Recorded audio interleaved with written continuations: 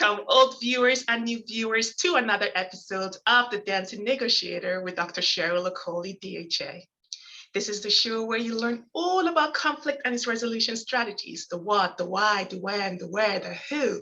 Evidence-based frameworks are introduced as they are salient and pertinent to the theme of the month or the topic at hand. I like to reserve the third Friday of each month for story time. So that entails an analysis of a movie or a book or a drama as it pertains to conflict or ethical dilemmas. What went wrong or what could have been done better? The last Friday of each month is reserved to have a guest. So yes, today is guest day. I do have a special guest joining us, but before I introduce her to you via her bio first, and then you get to discuss with us as we converse about the topic at hand, I just wanted to remind you that for this whole month of May and also last month of April, the theme has all been about the business of healthcare. And we were using the Quintuple Aim framework to analyze the business of healthcare. So today we conclude the Quintuple Aims framework by discussing the last aim according to Epperson, Wilhoit, and Childs, which is patient engagement, or you could say client engagement. So what I'd like you to do as you listen in and as you discuss with us later on, whatever service you find yourself, I know usually we talk about healthcare in this particular show, but the key is that we can learn principles outside of the healthcare industry that can be applied to the healthcare industry. So when I introduce our guest shortly, you're gonna hear a little bit more about her background. So what I would like you to do is substitute the word client or patient for your particular service industry, okay? So with not much ado, I am going to read our guest bio, okay?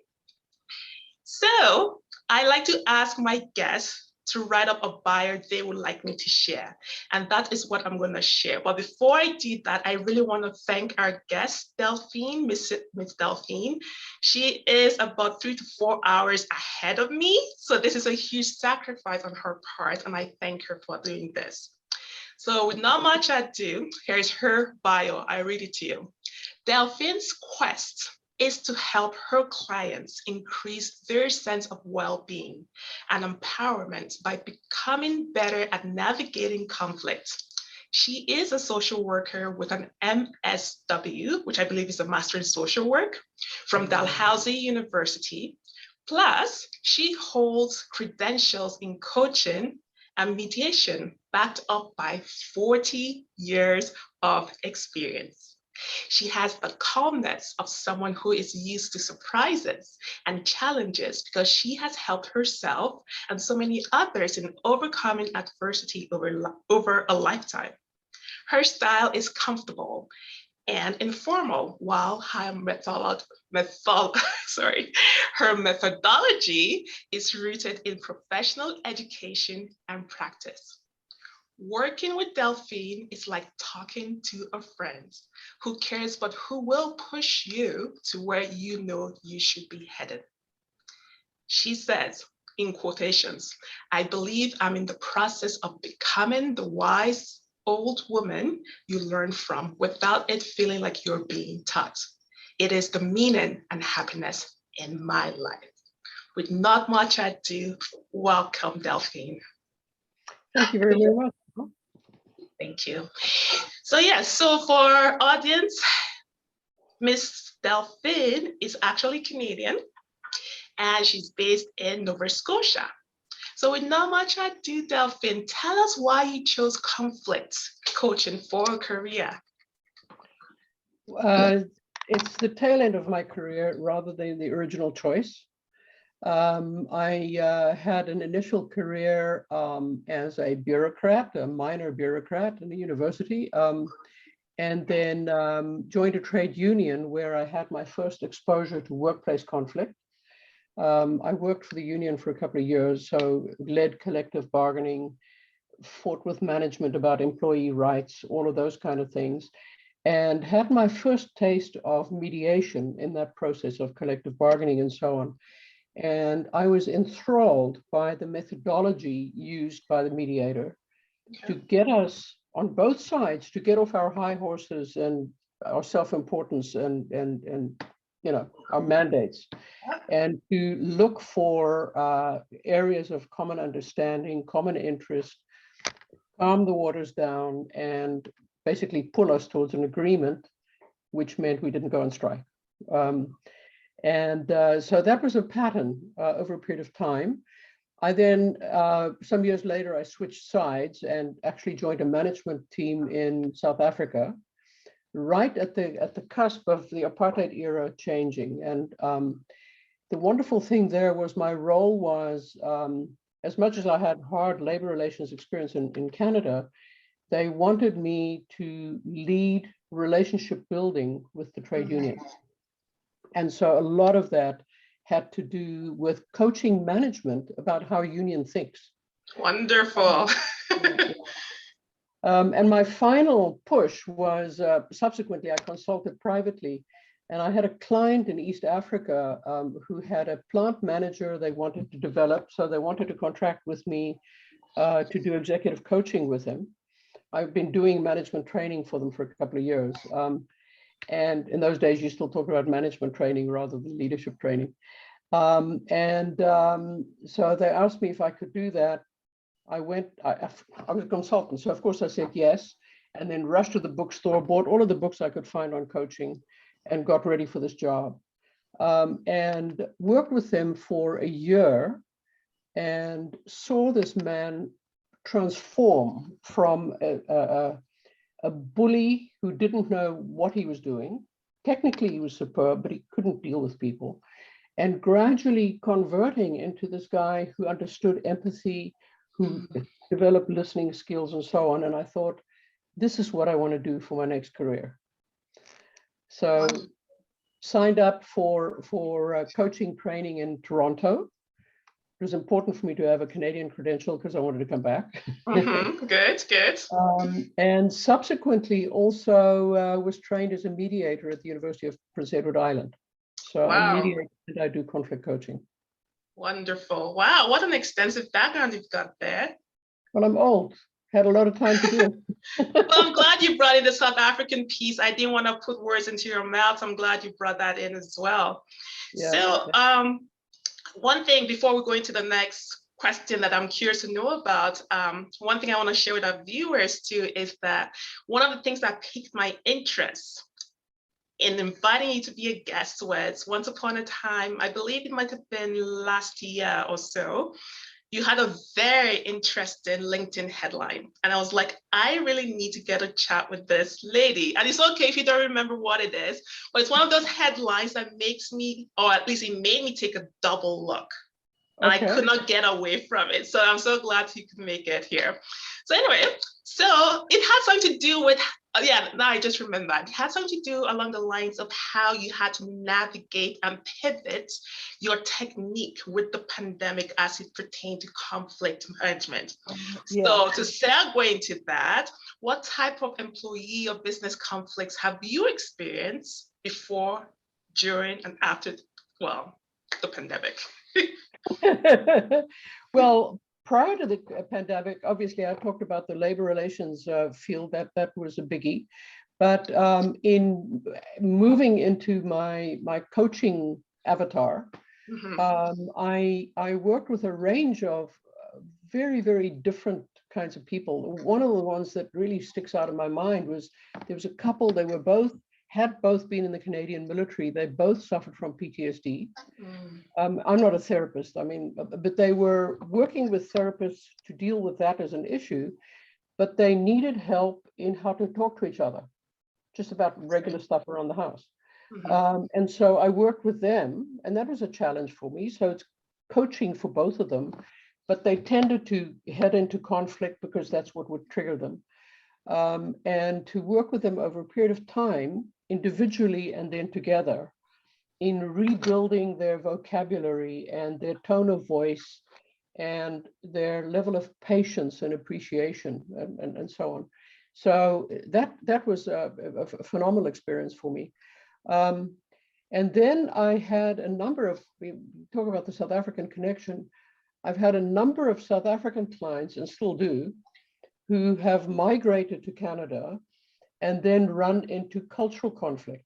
Uh-huh. South Africans tend to be very upfront and in your face. They tell you the way it is.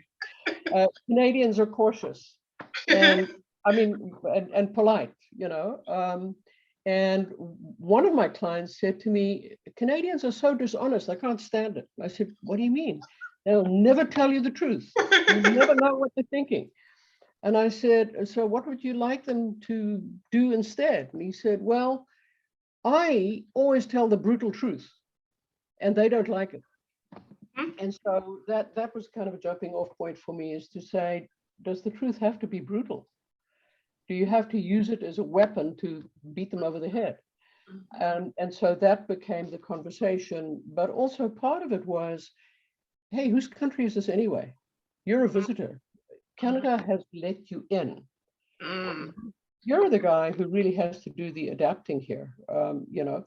And so that was a lovely relationship. I still maintain some contact with him. And he recently sent me an email thanking me for the work we did, because he got a promotion and some award in his industry. Wonderful. For having done a big international presentation.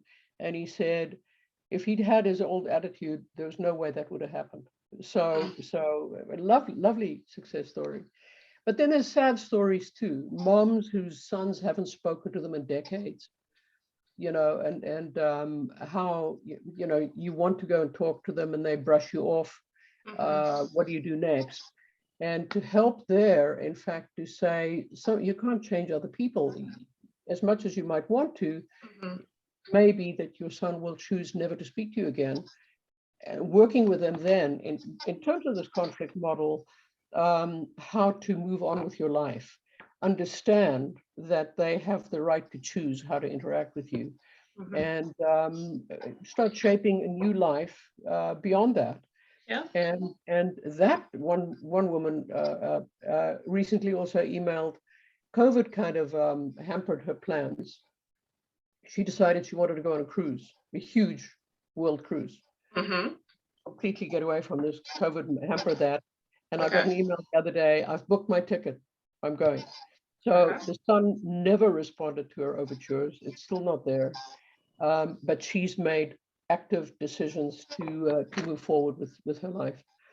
Interesting. Some examples. Thank you for those examples. So you know what? I want to actually put a peg or hook in something you said. So you talked about how this individual came from a culture where they were, I'll use the word blunt. Basically, another way to say that is calling a spade and not sugarcoating things, right? Yeah. So that's very crucial to be aware of, because in Canada, and again, I'm not going to go into racism in the terms of what I mean by that, what I'm not going to go into that in the sense that, or immigration things in the sense that, by definition, everyone, in my humble opinion, other than the Indigenous people, are immigrants. That's one social, cultural way of looking at it. So everyone came from somewhere, regardless of whether it's the first, second, third, or fourth, or fifth generation, right? Yeah. So in our workplaces, there are people coming from different backgrounds, different countries. Canada has become their home, again, regardless of the number of generations or degrees removed from it. The reality is that these individuals need to work together in the workplace. So not understanding the different, cultural backgrounds, nuances, in terms of communication, that in itself can create conflict. So you help this individual you shared with us to adapt to the cultural communication nuances. But some might say, yes, I know I need to do that, but I don't want to lose who I am. I need to be authentic in my delivery, because I can see challenges with lack of transparency.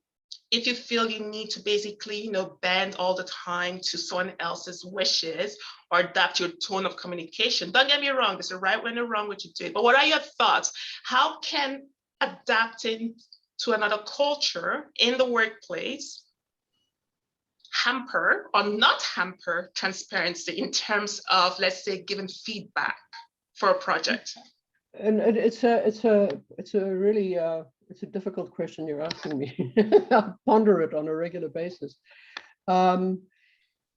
Because I look at myself, I arrived here as an immigrant in my early 20s, and I have been here a long time. My attachment to my own culture, I deliberately broke when I came here because I rejected it because of apartheid.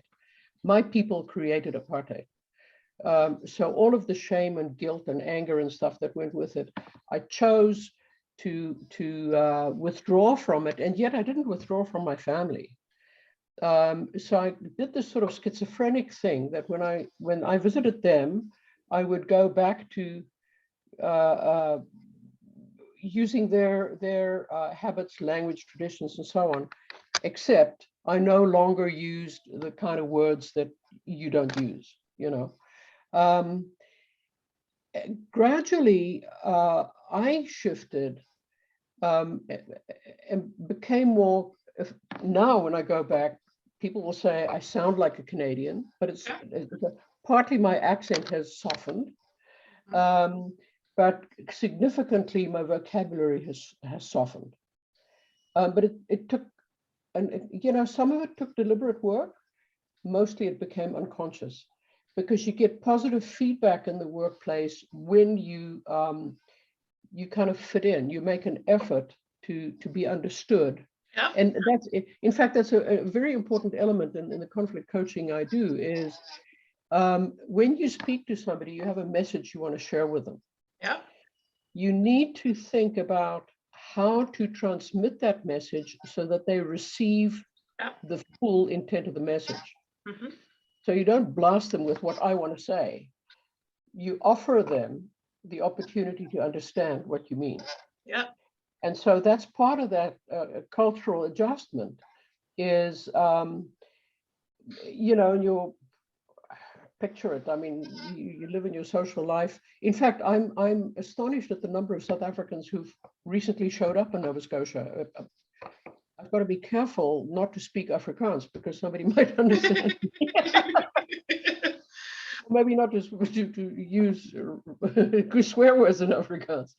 But what I find there is, and I think that's also part of the Canadian multicultural thing, Mm-hmm. you're encouraged to hang on to your old culture. So you kind of go back to your Greek community or whatever it is, and you kind of fulfill your cultural traditions with them. But when you're a broader Canadian environment, you behave like a Canadian. You become a Canadian. Having said all that, I struggle now with the issue of the residential schools really knocked my socks off. If I think of how guilty I felt about apartheid in South Africa when I arrived here, and I had Canada on this pedestal of holiness and saintliness. Mm-hmm. What I now realize is that it was the colonizers of Canada who let me in, not the First Nations. Ironically, I now work with a couple of First Nations clients, so I'm beginning to understand that much better. But part of my anger was that was still going on after I'd arrived here, and I was unaware. I was carrying a burden historically, and in an environment where I assumed that none of that would happen, completely naive.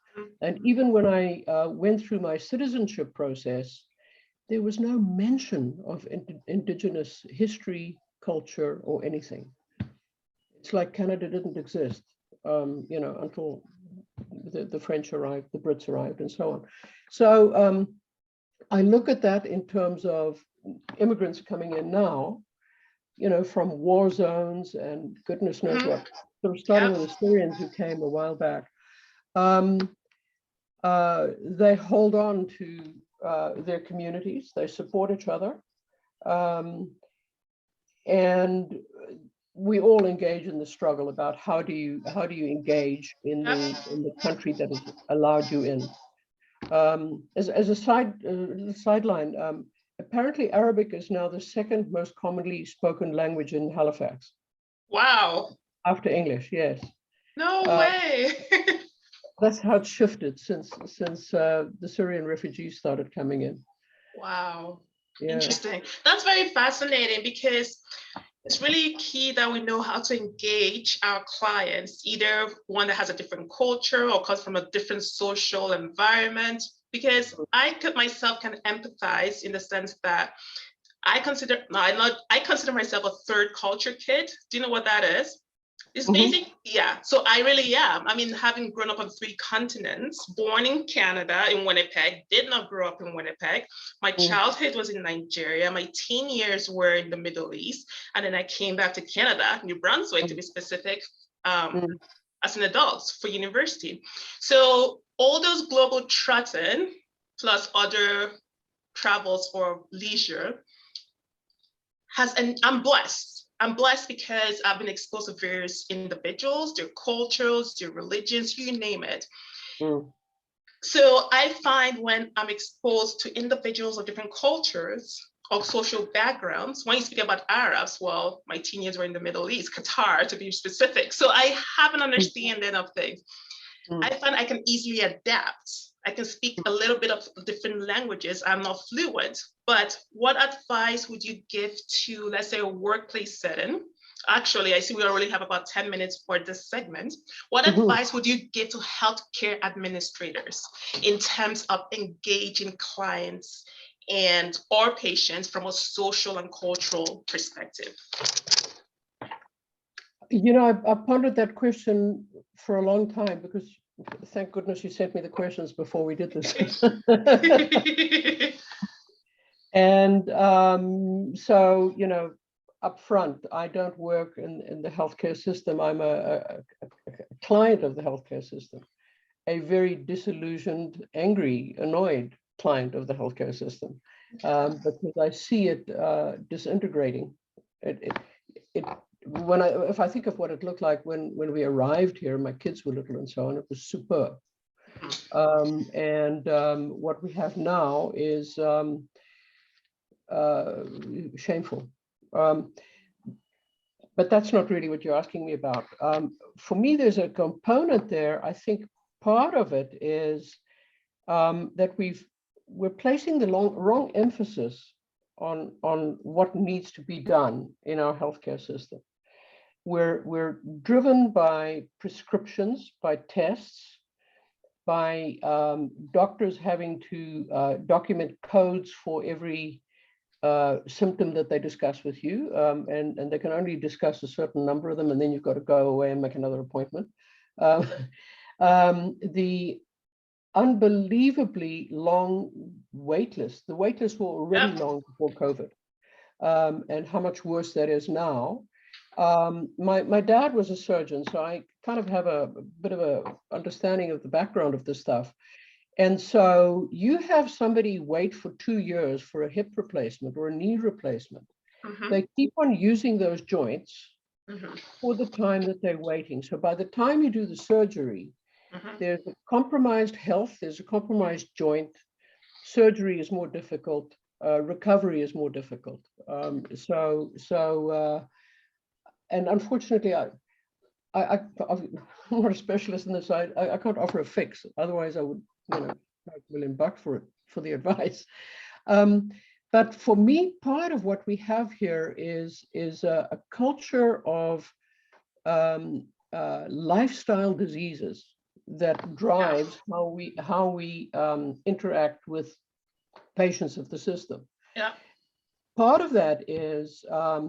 And then you have the pushback about what the rules of social engagement are nowadays. You know, your vocabulary has become really, I find it generationally, it's complicated. I recently had a client who was gender transitioning, and I was okay while we were just on the phone. And then I met this person, and she's a really pretty girl, but I'm not allowed to say so. She's a they and they're them and so on. Related to that, is the issue of fat shaming. I'm carrying multiple kilos that I shouldn't be carrying, so I feel I've got the license to talk about it. Okay. But it is risky now for a physician to counsel somebody because they're at risk because they're carrying too much weight. And we know what all of the kind of weight diseases are sitting there waiting for. The overconsumption of artificial fats, sugars, and whatnot. Yeah. And yet, when somebody presents with conditions, you're allowed to offer them tests, pills, surgery, but you're not allowed to say to them, you're carrying too much weight. That's your real problem. I then look at it and I say, so it's not like national or ethnic culture we're talking about here. It is a culture around food and exercise and a medical practice that is driven by prescribing drugs as the main go-to. And relying on impersonal tests. And so, yes, I mean, we've developed phenomenally technologically that you can test for all sorts of things, discover all sorts of things, genetic issues and so on, in doing diagnosis and recommending treatment and so on. But the whole thing has become deeply impersonal. And I liken it to, it is like veterinary medicine, you know, where if you're a veterinarian, you can't ask the patient how they're feeling. You can't ask the patient where they're hurting. You have to learn by touch and reading the symptoms and so on. And we've moved into that. I go and see a medical practitioner now. I'm a number. I've got 10 minutes to get my solution fixed, you know, find a solution. And there's no interpersonal connection. You're like a widget in a factory. And to me, that is appalling. To me, it's one of Canada's failures, big failures. So it sounds to me, what I hear you say is, if you were given an opportunity to make a plea in front of the chief, let's say you had a chief health administrator for Canada, you know what I mean? Yeah. What you want to say is bring back the interpersonal relationships, seeing the client as a person, not a number. Yeah. Being able to share and ask questions without fear of stepping on toes or using politically incorrect words. Is that correct? Is that a good summary of what I'm hearing you say? Yeah, that's very, very much so.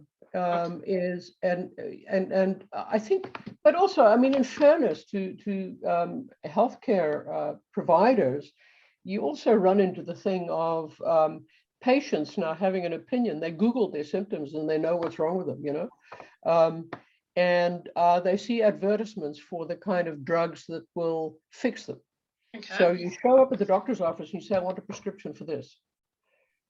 And you say, let's discuss your symptoms and whatnot. And my recommendation is not that drug. I would rather want you to do something else. And the person insists, that's the drug I want.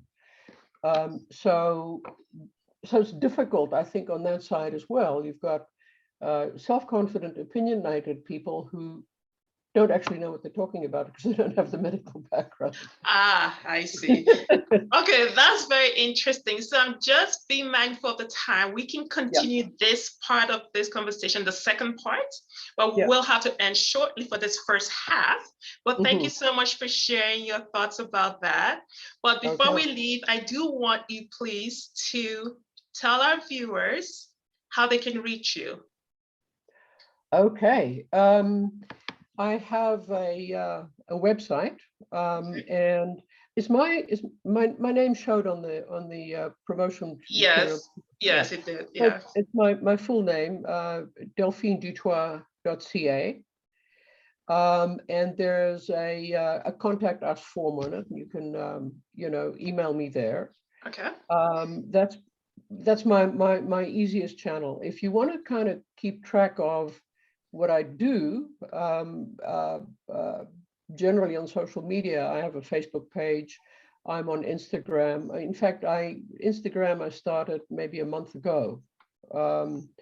And I'm having fun with it because I kind of create little posters that have little messages around personal improvement and conflict and coaching and so on.